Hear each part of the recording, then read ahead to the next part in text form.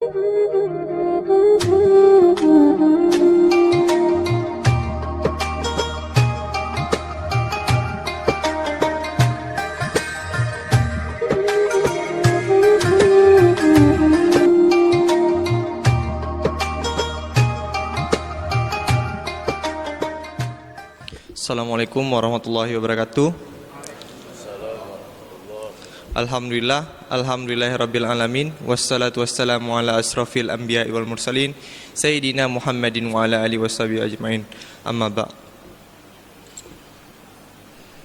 Pengurus Badan Kemakmuran Masjid Al-A'la mengumumkan sebagai berikut. Tabungan pada malam ketiga berjumlah sebesar Rp1.370.000. Rp1.370.000. Maka dari itu total dari seluruh tabungan berjumlah sebesar Rp5.065.000. Rp5.060.000. Sembari kita beriktikaf di masjid yang mulia ini, marilah sama-sama kita mendengarkan tausiah agama yang insya Allah akan disampaikan langsung oleh Dr. Tengku Samsul Bahri MA. Kepada Tengku kami persilakan dengan segala hormat. Hadanallah wa iyyakum ajmain. Wassalamualaikum warahmatullahi wabarakatuh.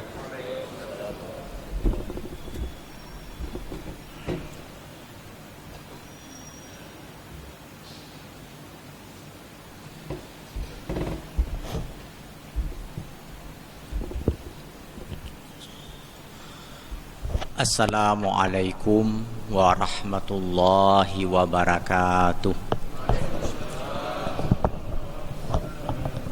Alhamdulillahi rabbil alamin wal aqibatu lil muttaqin wala udwana illa 'alal zalimin wala haula wala quwwata illa billahil aliyyil azim. Qala Allah ta'ala fil Qur'anil Karim, A'udzu billahi minasyaitonir rajim. Bismillahirrahmanirrahim. May yashfa' syafa'atan hasanatan yakul lahu nasibum minha wa may yashfa' syafa'atan sayyi'atan yakul lahu kiflum minha wa kana Allahu ala kulli syai'im muqita. Shadaqallahul azim. Ayat Al-Quran ini kalau kita berikan terjemahnya, barang siapa yang ikut serta bagi terwujudnya sebuah kebajikan, maka ia mendapatkan pahala dari kebajikan tersebut. Sebaliknya, barang siapa yang ikut serta bagi terwujudnya sebuah kejahatan, maka dia mendapatkan dosa dari kejahatan tersebut. Allah yang memberikan kekuatan dalam mewujudkan kebajikan maupun keburukan.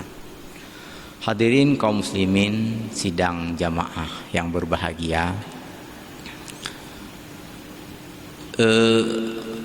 hari-hari seperti ini, hari-hari Ramadan ini mengingatkan kita kepada pulang kampung biasanya. Nyuka cerita, kalau udah cerita hari raya, cerita libur, cerita pulang kampung. Jadi kalau sudah pulang kampung, biasanya bertemu dengan banyak orang. Bapak Ibu Bapak. Saya bertemu dengan teman-teman sekolah dasar dulu. 30 tahun lalu saya murid sekolah dasar. Karena berkembangnya teknologi HP, WhatsApp, Facebook dan segala macam, rupanya bisa kita melacak kembali teman-teman yang sudah 30 tahun yang lalu itu. Rarak tua tu, tak tua lagu. Dan saat itu kita menyadari bahwa kita telah tua. Apa yang mau saya ceritakan Bapak Ibu berbahagia? Saya bertemu dengan kawan-kawan setelah tanya ke sana kemari, lalu kami bikin runi pertemuan satu kelas SD tahun 84 dulu. Berjumpa di masjid, kami salat berjamaah, saya yang menjadi imam. Dalam salat itu pas sujud terakhir agak lama saya bangun. Sengaja itu. Sengaja.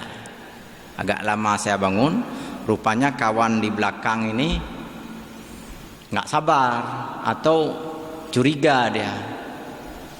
Pam, dipukulnya di belakang di sini, di pinggul saya. Pam, nggak bangun dia. Saya tetap belum bangun dari sujud. Datang yang ujung sana, pergi kemari, hai kabudo. Maklum, teman-teman 30 tahun yang lalu kan macam-macam lah pendidikannya, macam-macam pengetahuannya. Nggak tahu dia bahwa itu bisa membatalkan, nggak tahu dia bahwa sujud itu boleh lama-lama. Ada yang berprofesi sebagai guru, ada yang petani, ada yang tentara, ada yang polisi, ada yang TNA, ada yang TNI, macam-macam lah kan, macam-macam profesinya. Yang TNA kan pensiun belum ya. Jadi karena berbagai macam pengetahuan itulah, satu di antaranya bangun dia pukul di pundak saya, hai kabudo, hai katanya. Saya pun bangun, takut nanti ada lagi yang batal salat gara-gara terlalu lama sujud. Sebenarnya saya ingin sampaikan kepada mereka bahwa sujud kita itu nggak bisa lama. Walaupun seutama-utama ibadah kita, nilai ibadah itu akan ada dalam ruku' dan sujud. Warka'u ma'ar raki'in kan, fasjud waqtarib. Tetapi ruku' kita nggak bisa selamanya, sujud kita juga nggak bisa selamanya. Ibadah kita itu nggak bisa kita lakukan terus menerus. Sementara seandainya seseorang memanfaatkan seluruh waktunya untuk hanya beribadah kepada Allah, belum mampu ia untuk membalas nikmat yang telah Allah berikan, walaupun hanya sekedar kemampuan mengembangkan, membuka dan menutup mata. Di kemampuan membuka dan menutup mata ini ada nikmat Allah yang nggak bisa kita bayar dengan sujud sepanjang usia kita. Coba bayangkan itu, betapa besar nikmat yang diberikan oleh Allah untuk kita yang kita nggak sanggup membayarnya. Apalagi sujud kita nggak bisa lama. Saya coba lama sujud saja sudah diprotes oleh orang lain.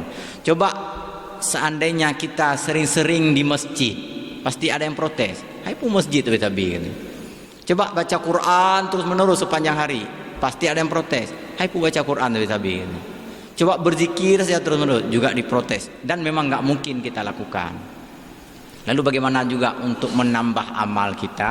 Itulah panduan ayat Al-Quran yang kita baca di awal tadi, bahwa Allah tetap memberikan pahala kepada kita ketika orang lain melakukan kebajikan yang kita ikut terlibat bagi terwujudnya kebajikan tersebut.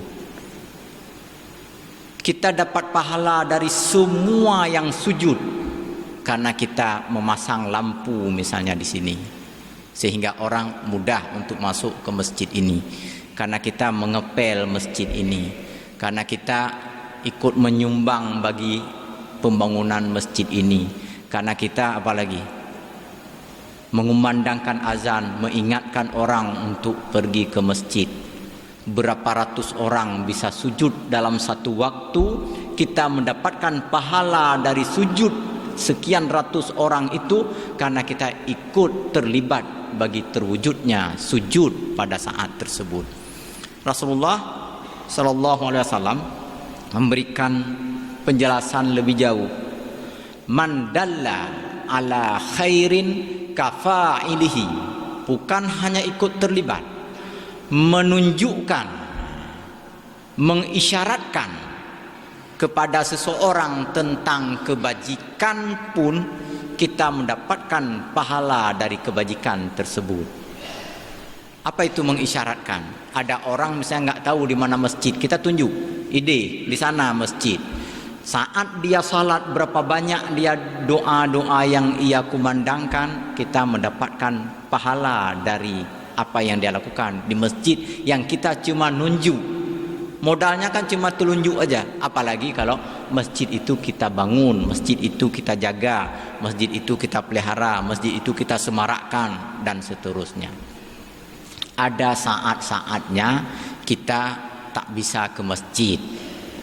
Ada saat-saatnya kita tidak bisa beribadah. Tadi ketika kita sehat, ketika kita kuat, ketika kita sempat pun kita nggak bisa beribadah selamanya. Tapi ada lagi waktu lain yang kita belum tentu bisa ke masjid, belum tentu bisa beribadah.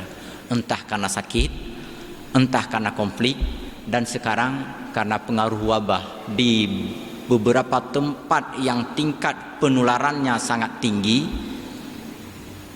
zona merah istilah orang sekarang, orang nggak berani lagi pergi ke masjid kan, dan memang masjid pun ditutup. Dari mana kita mendapatkan pahala? Dari salat di rumah? Iya, tapi terlalu kecil, sekali lagi terlalu kecil. Dari mana juga? Dari kebajikan orang-orang saleh lainnya, yang orang-orang saleh tersebut dapat melaksanakan kebaikan-kebaikan itu karena kita pernah melakukan sesuatu kepada dia. Misalnya kita ajak dia dulu ke masjid, atau kita ingatkan dia untuk pergi ke masjid, kita ingatkan atau kita ajarkan kepada dia bacaan-bacaan tertentu di dalam melaksanakan ibadah. Dari situlah kita mendapatkan pahala yang berlimpah dari Allah Subhanahu wa taala. Bapak, Ibu-ibu, hadirin dan hadirat yang berbahagia, sekarang kita berada di bulan Ramadan, bulan agung, bulan mulia, syahrun mubarak kata Rasulullah, di mana pintu surga terbuka, pintu neraka tertutup, setan-setan dibelenggu. Maka kita semakin berpeluang untuk memperbanyak amal. Satu di antaranya yang diulang-ulang oleh Rasulullah adalah man aftara saiman, siapa yang memberikan bukaan kepada orang yang berpuasa. Dengan kita memberi bahan buka, makanan atau minuman kepada orang yang berpuasa, kita mendapatkan pahala seperti puasa dia. Oh, mangat lainnya. Itulah memang mangat. Beginilah syariatnya, beginilah ajarannya. Lalu dia gimana? Dia tetap mendapatkan pahala, tidak berkurang sedikit pun, karena kita telah memberikan makanan atau minuman kepada dia. Maka di dalam masyarakat muslim kadang-kadang terbangun tradisi, terbangun kebiasaan saling membagi makanan. Rumah si A bagi ke si B bagi ke si C bagi ke si A ke si B, dan seterusnya, berputar-putar. Bukan karena si A nggak sanggup beli makanan sehingga si B memberikan kepada dia, bukan. Tetapi di sini adalah terjadi saling berbagi, bermakna si A mendapatkan pahala dari puasanya, si B dapat pahala dari puasanya, dan si A dapat pahala dari puasa si B juga dapat pahala dari puasa si A. Kalau sudah setiap hari kita membagi makanan kepada seluruh orang-orang yang ada di sekitar kita, maka dampak lebih lanjut adalah terjalin silaturahim yang kuat. Bapak Ibu bahagia, dalam suasana seperti ini sekali lagi kita tentu berbeda dengan hari-hari sebelumnya. Kalau dulu kita bisa bersilaturahim, bisa berjabat tangan, bisa ngobrol lama-lama. Kalau sebelum Ramadan bisa ngopi, bisa ngopi kita rame-rame. Tapi sekarang kan nggak bisa seperti itu. Tetapi apakah dengan demikian silaturahim kita menjadi jarang, menjadi terputus hubungan persaudaraan kita? Tidak. Jangan putuskan hubungan persaudaraan itu. Apa yang harus kita lakukan? Kita doakan untuk saudara-saudara kita. Barang siapa yang mendoakan saudaranya untuk sebuah kebajikan, maka ia juga sama seperti menunjukkan kebajikan atau memberikan kebajikan kepada saudaranya. Hari-hari ini hari-hari yang doa kita diijabah, diterima, dikabulkan oleh Allah. Dan hari-hari ini kita menghadapi wabah yang teramat sangat dahsyat, yang tingkat penularannya sangat tinggi, yang berbagai upaya dan usaha telah dicoba, tetapi sampai sekarang belum menunjukkan tanda-tanda berhenti dari wabah ini. Dan kalau soal pakai masker, saya yakin orang Inggris jauh lebih unggul daripada kita. Dalam soal menjaga jarak, orang Inggris itu sangat tertib hidupnya. Dalam soal obat-obatan, negara-negara lain, Amerika dan sebagainya juga jauh lebih unggul daripada itu. Lalu apa yang bisa kita andalkan? Apa kita tidak pakai masker? Pakai, karena itu bagian dari perintah Allah untuk menjaga dan memelihara diri. Tetapi kita nggak bisa berharap dari masker semata, nggak bisa berharap dari menjaga jarak semata. Dari mana juga harapan kita yang harus lebih besar dari Allah Subhanahu wa taala. Itulah doa yang dibacakan oleh imam tadi. Allahumma dfa'annal ghalaa wal balaa wal wabaa wal fahsyaa wal munkar. Kita doakan itu. Kita doakan, ya Allah, lindungi saya, lindungi Pak Imam, lindungi muazzin, lindungi semua yang ada dalam jamaah ini. Bayangkan seandainya semua kita berdoa seperti itu, maka semua kita telah mendoakan yang lain. Kalau kita ada 100 orang, maka 100 kali 100, bayangkan 10.000 doa hanya dalam 1 menit saja, atau hanya dalam beberapa detik saja. Maka jangan hanya mendoakan sendiri, tetapi berdoalah untuk diri sendiri, untuk saudara-saudara, untuk sahabat, untuk semua jamaah, untuk seluruh warga kampung, untuk seluruh orang-orang beriman yang ada di muka bumi ini. Betapa dahsyatnya doa kita yang hanya dalam waktu sangat singkat kita telah beribu, beratus-ratus ribu, berjuta-juta, bermiliar-miliar kali kita berdoa. Insya Allah Allah akan kabulkan doa kita itu. Dari sinilah kita membangun silaturahim sesama orang-orang beriman melalui saling mendoakan. Pak Ibu berbahagia, kembali kita ulang ayat Al-Quran tadi. Mayyashfa' syafa'atan hasanatan yakullahu nasibum minha. Barang siapa yang ikut serta bagi terwujudnya kebajikan, maka ia mendapatkan pahala dari kebajikan tersebut.